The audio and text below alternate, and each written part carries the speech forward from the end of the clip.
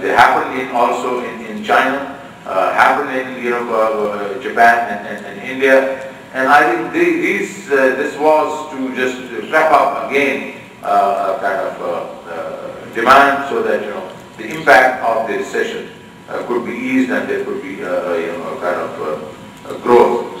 Now, but alongside this, the government started saying we need to go back to some strong regulation. Remember, we were talking about removing these regulatory controls, easing regulatory controls, moving more towards self-regulation, market regulation, and suddenly the world said, no, stop it. I think we need to have some strong regulation or some regulations and regulatory oversight. And that is what is being debated in the whole world today. Obviously it's being debated in the US, in Europe. Obviously there are, at different levels of discussion, but I think the role and accountability of audit and rating agencies has been questioned, and I think will be strengthened. And clearly here, I think the rating agencies have taken a lot of flack. Now, if we look at Pakistan's frequent political changes in the 90s has resulted in suboptimal growth. Obviously, you keep changing the government in 2 years, 3 years.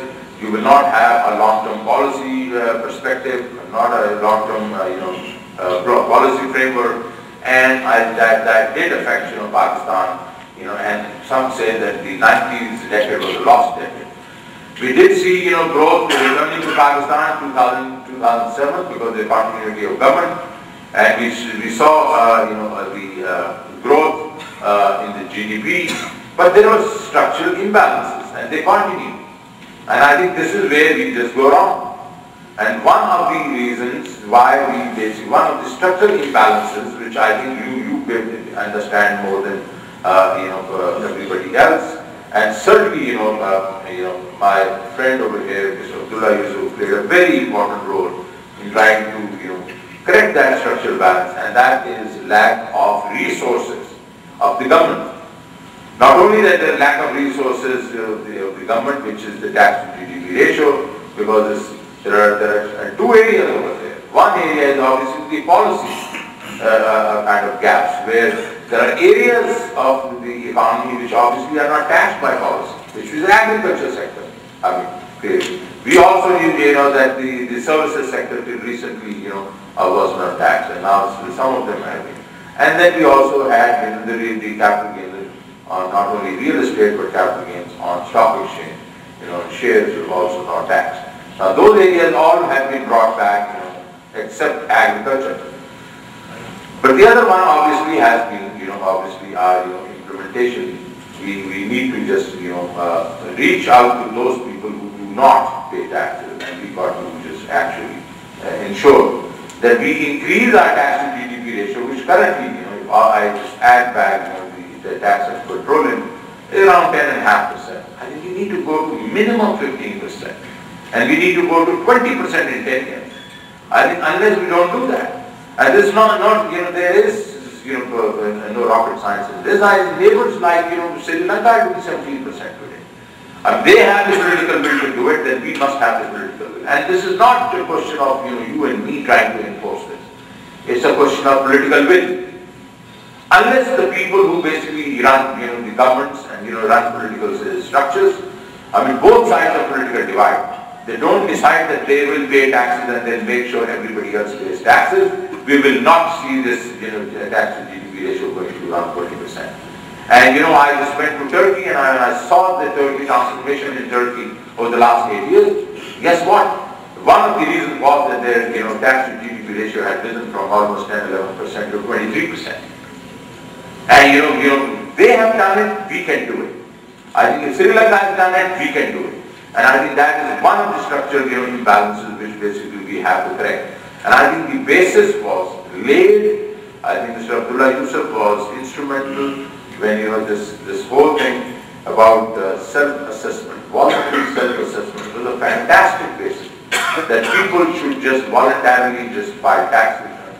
And then an effective audit system which is now being introduced. And we thought we will do it through a third-party audit so that people do not have the apprehension that they'll be targeted. I think this needs to be carried forward, but the basic thing, everybody who earns the minimum required income must pay taxes, must be established.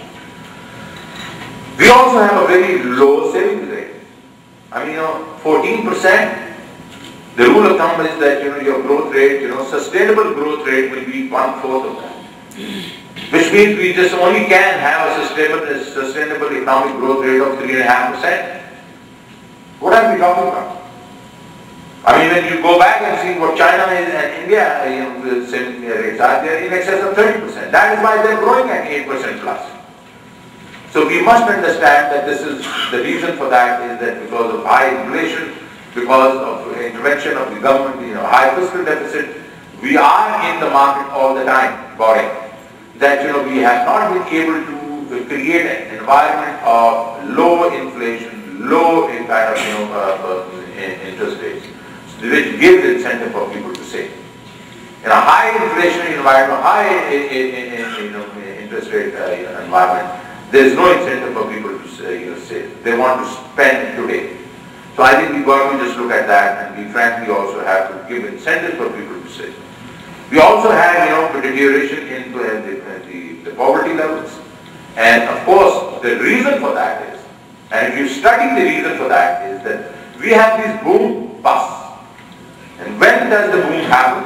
The boom happens when we basically get external resources to complement, our own, resources, and we start growing.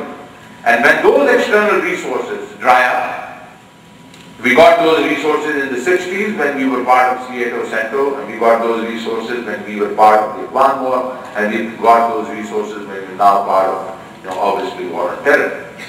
But the minute they go away, we basically have a bust. So most of your population which is living around the poverty line, it starts moving up because our policy has been that we will basically poverty will live through the trickle down.